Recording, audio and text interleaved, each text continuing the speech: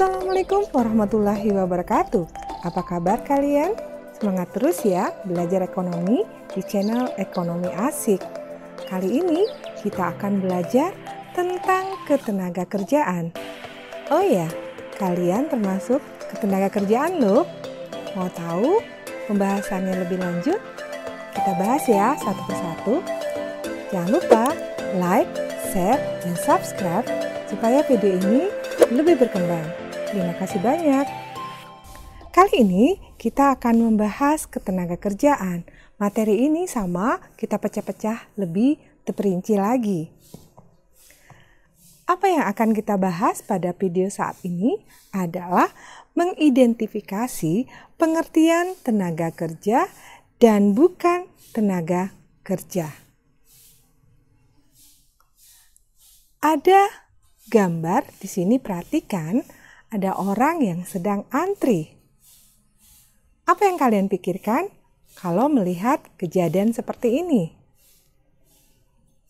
Menurut kalian, apakah mereka langsung diterima? Kenapa mereka harus antri kalau langsung diterima? Nah, di sini artinya jumlah tenaga kerja tidak sebanding dengan kesempatan kerja, maka harus diseleksi. Bagaimana ya caranya? Nah, nanti kita bahas satu persatu. Terlebih dahulu, kita harus bahas dulu apa itu ketenaga kerjaan. Ketenaga kerjaan berarti ruang lingkupnya sangat luas. Ada tenaga kerja, ada bukan angkatan kerja, ada kesempatan kerja. Jadi istilah-istilah ini kita akan bahas satu persatu. Untuk itu, kita pahami dulu apa itu tenaga kerja. Ketenaga kerjaan adalah tenaga kerja yang pada waktu berhubungan semua dari sebelum, selama, dan setelah selesai masa hubungan kerja. Merujuk pada Undang-Undang Nomor 13 Tahun 2013 tentang ketenaga kerjaan, dijelaskan bahwa ketenaga kerjaan adalah segala sesuatu yang berkaitan dengan tenaga kerja baik pada waktu sebelum, selama, dan sesudah masa kerja. Jadi ini semua diatur ya dengan undang-undang di setiap negara.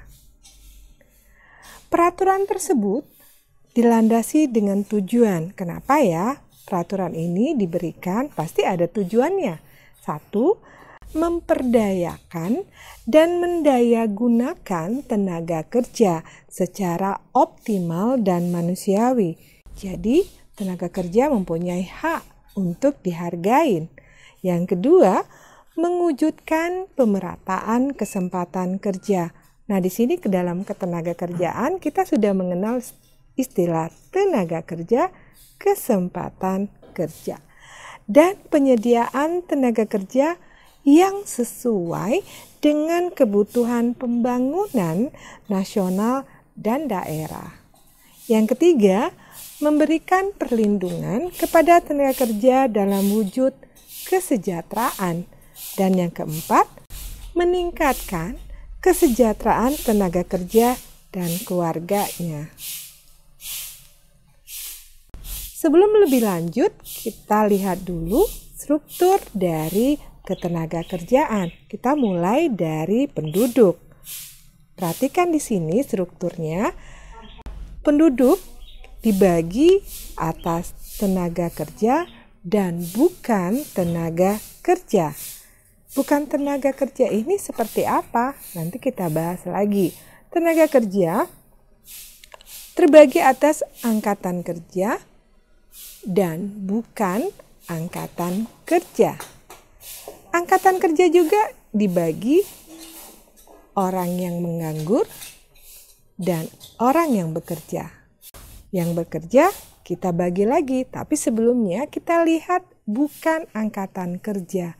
Yang bukan angkatan kerja di sini kalian termasuk bagian dari bukan angkatan kerja. Di situ adalah sekolah, mengurus ibu rumah tangga, ibu-ibu kamu ya di rumah, dan penerima pendapatan. Penerima pendapatan ini bisa pensiun seperti kakek-kakek kamu di rumah. Dan yang bekerja kita bagi lagi menjadi 2, setengah menganggur dan bekerja penuh. Kalau bekerja penuh sudah ada aturannya, udah pas mereka. Jadi enggak dibagi lagi. Kenapa? Karena sudah ada standar dari undang-undang. Nah, kita lihat lagi setengah menganggur. Kenapa setengah menganggur? Dikatakan pasti tidak sesuai dengan standar undang-undang yang berlaku. Nah, setengah menganggur kita bagi 2, ada yang kentara, kelihatan betul mereka menganggur, dan ada yang tidak kentara. Yang tidak kentara ini dilihat dari produktivitasnya rendah dan penghasilannya rendah. Kita mulai dari pengertian. Tenaga kerja. Menurut Wikipedia, Kamus Bahasa Indonesia, tenaga kerja adalah setiap orang yang mampu melakukan pekerjaan guna menghasilkan barang atau jasa, baik untuk memenuhi dirinya sendiri maupun untuk masyarakat.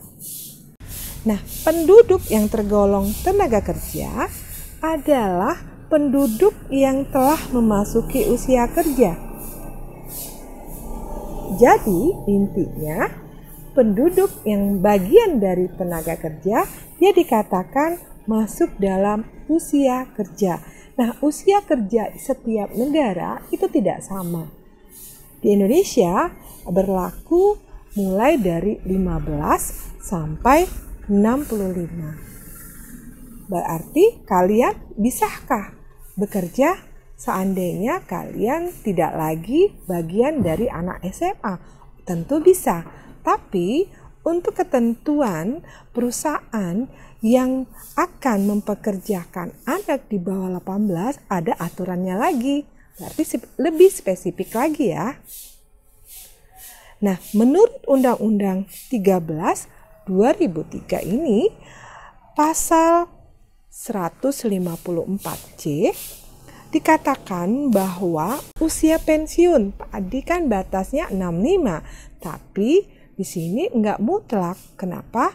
Ada aturannya menurut pasal 154C. Dikatakan bahwa batas usia pensiun itu ditetapkan ada perjanjian kerja dengan peraturan perusahaan dan perjanjian kerja bersama atau peraturan perundangan yang berkaitan dengan masa pensiun.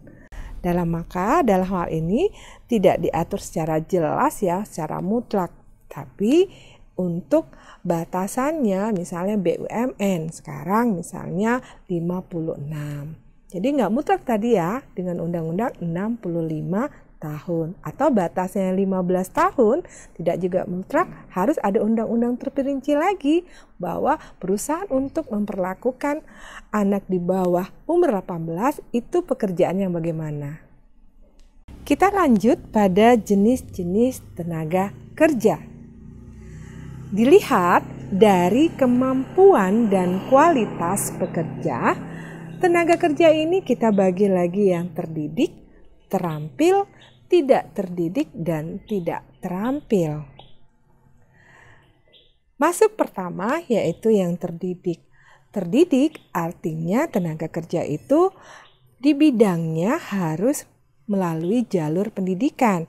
Contohnya dokter, arsitek, advokat, atau saya ya seperti pengacara atau guru itu melalui jalur pendidikan. Tenaga kerja yang terampil, di sini perhatikan bahwa tenaga kerja ini membutuhkan keahlian yang khusus di bidangnya, maka mereka harus melakukan pelatihan atau keterampilan atau pengalaman kerja. Contohnya musisi, sopir, atau pesawat. Untuk menerbangkan pesawat terbang itu memang ada khusus keterampilannya. Lanjut lagi, tenaga kerja tidak terdidik dan tidak terampil. Walaupun mereka tenaga kerja yang kelihatannya tidak terdidik dan tidak terampil, yang tidak berguna, sangat berguna ya. Dengan mereka kita ada pembangunan. Nah, kita memang memerlukan tenaga kerja seperti ini. Terlihat dari status pekerjaannya. Di sini tenaga kerja terdiri dari lepas, pekerja kontrak, dan pekerja tetap. Kalau dilihat statusnya, kalau lepas maksudnya apa ya? Pekerja lepas atau freelance adalah orang yang bekerja sendiri dan tidak komitmen dengan orang lain atau perusahaan yang lain. Jadi dia bekerja dengan kemampuan dia sendiri, usaha dia sendiri. Bagaimana dengan pekerja kontrak? Nah, pekerja kontrak ini sudah banyak ya BUMN sudah memperlakukan seperti ini. Adalah seseorang yang dipekerjakan oleh suatu perusahaan, tapi pakai jangka waktu tertentu yang telah disepakatin dalam perjanjian tertulis. Pekerja tetap ini yang dipekerjakan oleh perusahaan dalam jangka waktu yang tidak terbatas. Nah, ini sudah ditentukan sampai dia pensiun atau sampai dia umurnya sampai di mana. Bukan tenaga kerja. Tadi kita belajar tentang tenaga kerja, sekarang bukan tenaga kerja. Siapa itu? Masih ingat yang tadi saya tampilkan di strukturnya? Ya, di sini ada gambar manula atau kakek-kakek ya, atau nenek-nenek atau penerima pendapatan. Di sini ada anak-anak atau anak sekolah. Nah, mereka yang dianggap tidak mampu dan tidak mau bekerja meskipun ada permintaan bekerja pada Undang-Undang Nomor 13 Tahun 2003, mereka adalah penduduk yang di luar usia, yaitu mereka yang berusia di bawah 15 tahun dan di atas 65 tahun. Contoh kelompok ini adalah para pensiun, para lansia ya, anak-anak dan orang cacat. Pada pasal 68 Undang-Undang Nomor 13 Tahun 2003 menyebutkan pengusaha dilarang mempekerjakan anak.